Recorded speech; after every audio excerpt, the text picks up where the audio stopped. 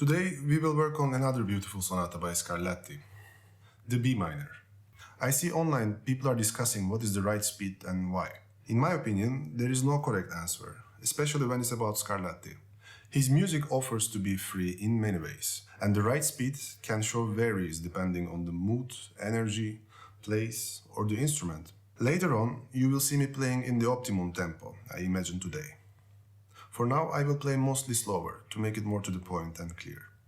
Okay, let's start with the beginning. The first 3 bars has kind of an intro feeling for me. Therefore, I like to feel a bit freer with the timing here, so I would gradually decrease the tempo towards the end of the 3rd bar. I also imagine it very soft and tender.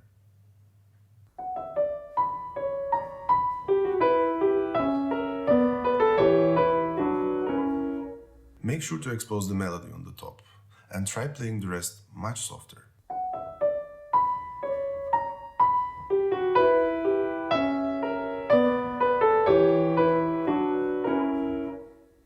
In a way, I welcome the next section by slowing down in the 3rd bar. From this point, I will play with more straight timing to give it a nice flow.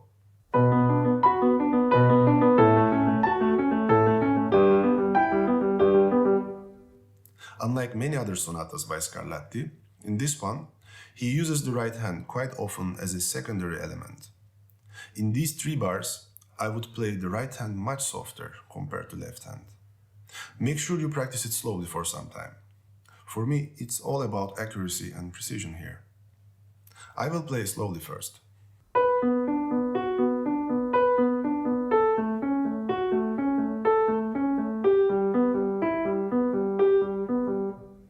As you heard, I add a little bit spiciness with each 16th note coming on the beat. That makes it more melodic, and in this way, it is more comfortable to shape the articulation.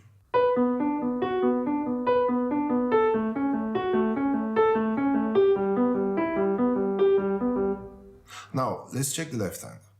Here, I will play the first beat powerfully. The second beat will be the softest one, for 2 reasons. It is the weaker beat, plus it is in the higher register.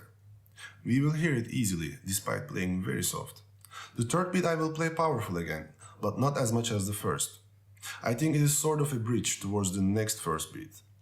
So, if I speak out these 3 beats in the same way I want to play, it will sound like this. 1, 2, 3, 1, 2, 3, 1, 2, 3. And now, let me play it with the left hand.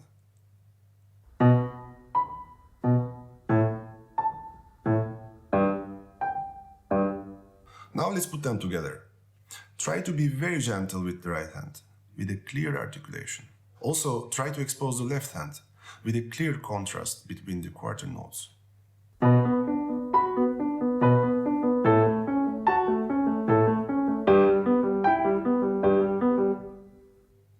That will be my general plan when I have to play any similar texture later on.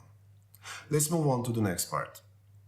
Here in the first 3 bars, we have a polyphonic texture with both hands. We need to decide which layer to expose or hide. Let's first take a look at the right hand. As you see, the upper layer is a melodic line which is developing.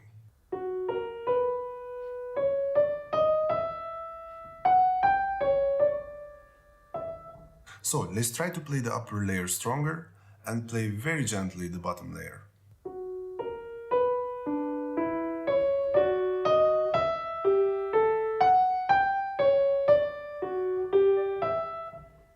I would also increase the dynamics with each bar to develop this section towards bar number 10, where I want to play with more powerful sound.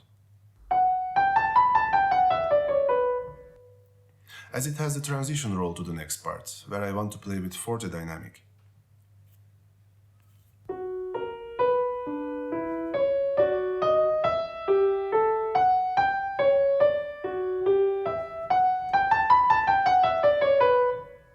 Okay, let's go for the left hand.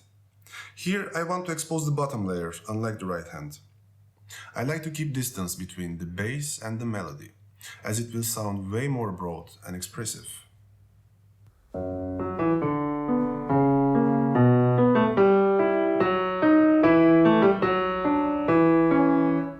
Before I go with both hands, I will tell you this. It isn't necessarily comfortable to play such a polyphonic section while equalizing 4 different layers. Please play with separate hands as many times as you need. You will feel the positive effect in your control right away, and it will sound much better. Alright, let's play with both hands.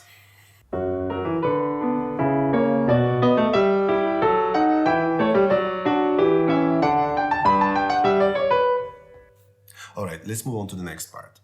Here we have the same texture repeating itself for 6 times. I like to divide them into 3 groups, which allows me to be versatile with the dynamics. I want to play the first motif powerfully, the second one softer, and the third one even softer. It might be more challenging, but worth to try.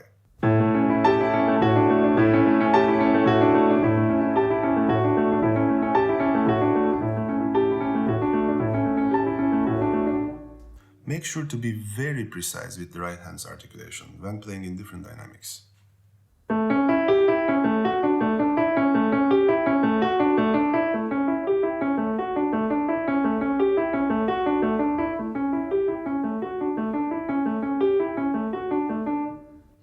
The easiest explanation of how to create contrast in such a texture is to decrease the range of motion as you go softer.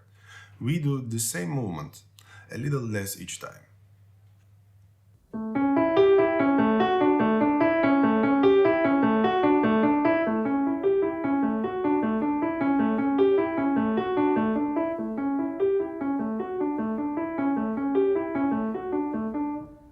For the left hand, just as I mentioned before, let's keep the dynamic plan as 1, 2, 3, 1, 2, 3.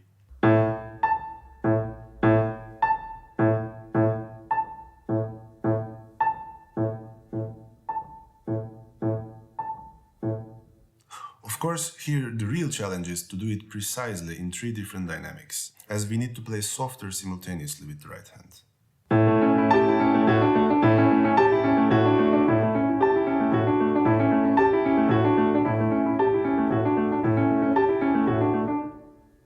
As we end up playing very softly here, I want to take the advantage of it. In the next part, I will bring out the beautiful melody hidden in the right hand.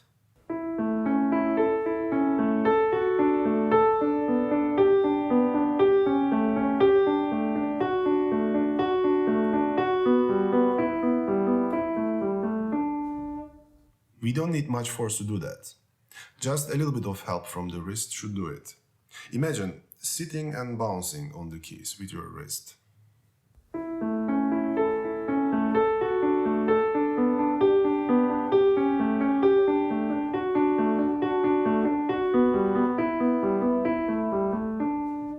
There will be 2 melodic lines creating a rich texture when playing at the same time.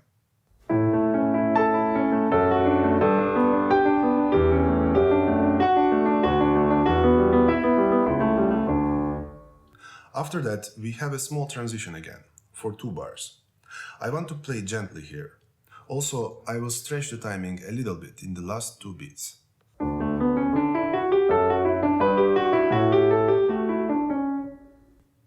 In this way, I can take that tension to the next section. For me, this transition means I'm about to say something.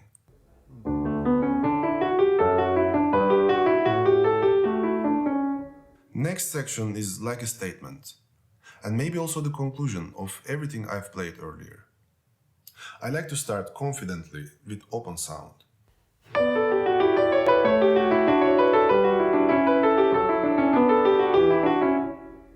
There is quarter notes on the right hand. Obviously, we will need to hold them longer, but I want to draw your attention to something else. To make them sound more meaningful, try to find a musical connection between them, which you can do by thinking about the direction when playing the 16 notes. I like to play the upper layer a bit brighter, with direction towards the quarter notes.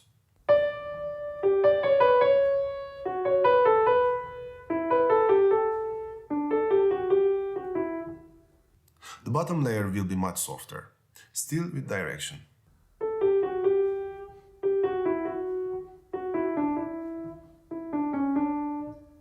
Let's put it together. Imagine it as a dialogue between layers.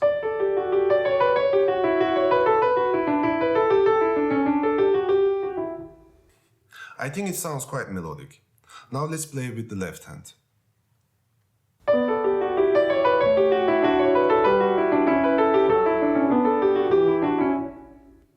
Alright, the next 3 bars, I want to significantly increase the dynamics to build it up towards the end of this part.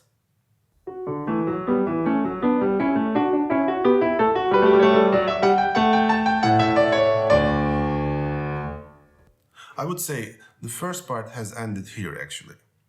Therefore, I slow down at the end of this section to simulate the feeling of conclusion. In the last 4 bars, Scarlatti uses very charming texture, which I want to play a bit freer, starting slowly and following with a dramatic increase in speed. For me, this passage is like a small treasure. I think it should sound attractive and virtuosic.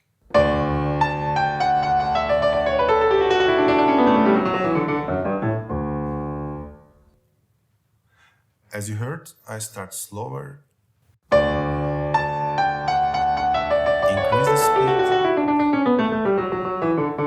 and slow down at the end. Which makes it very clear this is sort of the end, but also something new about to come. Before I move on to the second half, I'd like to say that my technical approach will be completely the same as in the first half. Now I will mostly talk about the musical ideas, and then we will move on to the pedaling. In the second half, although the motifs, textures and ideas are very familiar, I think there is more of melancholy here. We have the same tools, but what we are about to say is something different. In the first 4 bars, Scarlatti signals that the story will develop. I will start very softly at the beginning and increase the dynamics with each bar. Also, I will expose this small motif, as it is the main one in this sonata.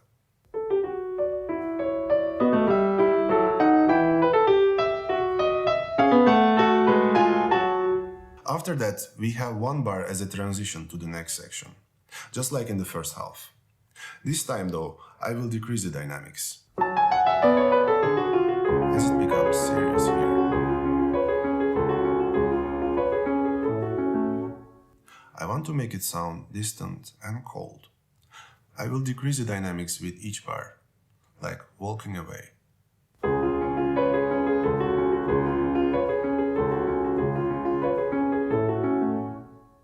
Here let's bring out the melodic line on the right hand and let it resonate at the same time with the left hand's melody.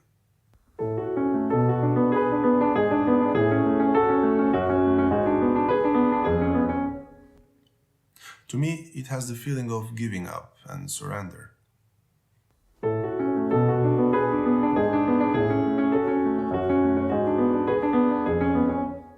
Exactly at this moment, when we are about to give up, comes the next section. All of a sudden, one of the most touching moments of this sonata arrives. I want to do something special here. Ideally, to make it sound different than any part I've played before. The same world in different colors.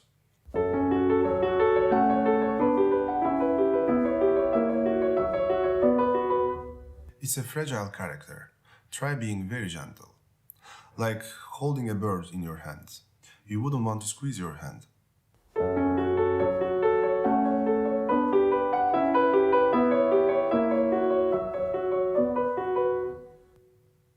Or imagine caressing someone while sleeping.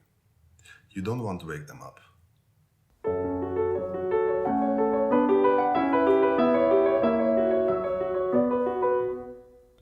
Now we have a transition again. After this very sentimental section, I want to take the audience out of this dreamy world. I will do an explosive crescendo, like a wake-up call, and then play very powerful.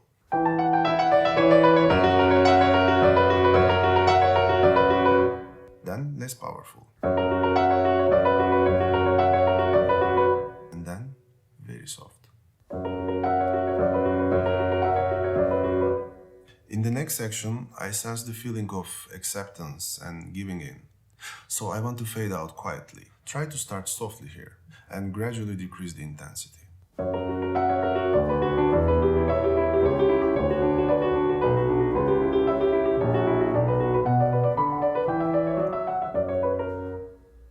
We end up in a very soft dynamic. You know, when you want to say something important, you could say it very quietly to get the full attention. In the previous section, that's exactly what I did. Now I imagine a shy character, saying something hopeful and painful at the same time. I will start as soft as I can, and build it up gradually towards the last parse.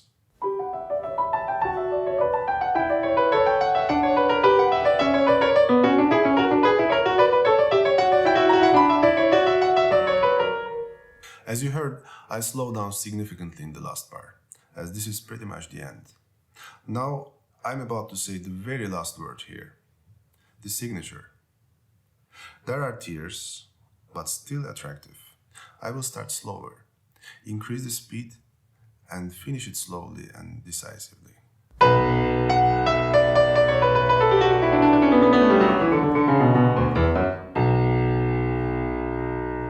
Alright, I tried to give you an idea on how to find a musical message with a technical approach. Before I play it through and put everything I explained together, I want to give you a few technical tips on the pedaling. Of course, it would be very personal to decide how to use the pedals here. I will show you some options which you can try right away. There are two important factors we need to be aware of when using the pedals: the instrument and the acoustic. Today I'm playing in a concert hall. I'll be a little generous with the pedals, as the acoustics allow that. If you are playing in a smaller room, you can try pressing the right pedal halfway. It will reduce the amount of blur. Just search and experiment with it. Let's start with the beginning. I like to change the right pedal with every beat here.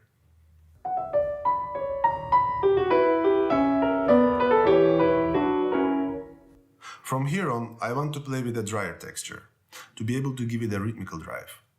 I will press the pedal very shortly with each quarter note.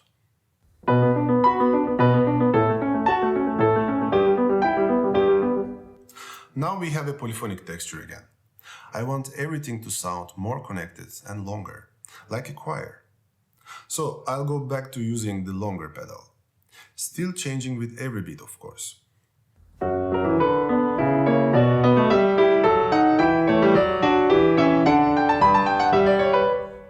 Now let's focus on the next part.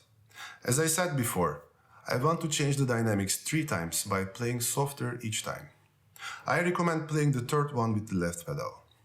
It will help to play softer in a comfortable way, and the color suits so well for this particular passage. We still keep changing the right pedal with each beat.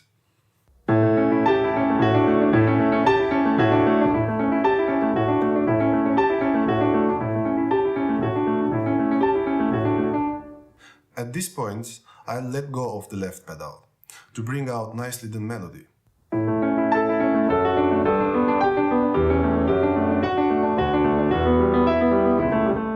For this bridge, I like to let go of both pedals to create a very different texture, which we haven't heard yet. That will allow me to take it to another color world in the next part. I like to play with an open sound here. I'll be generous with the right pedal.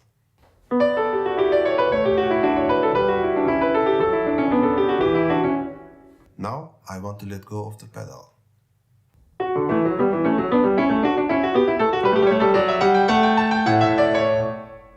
And here we are again, the signature. What I like to do here is a little unusual. I press the right pedal fully from the beginning and gradually let it go. It is a very nice effect, I think.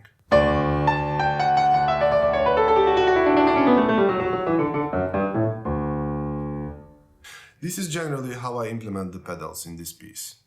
Feel free to search to find your way. Most importantly, don't let the harmonies mix. Also, don't be completely dependent on pedals.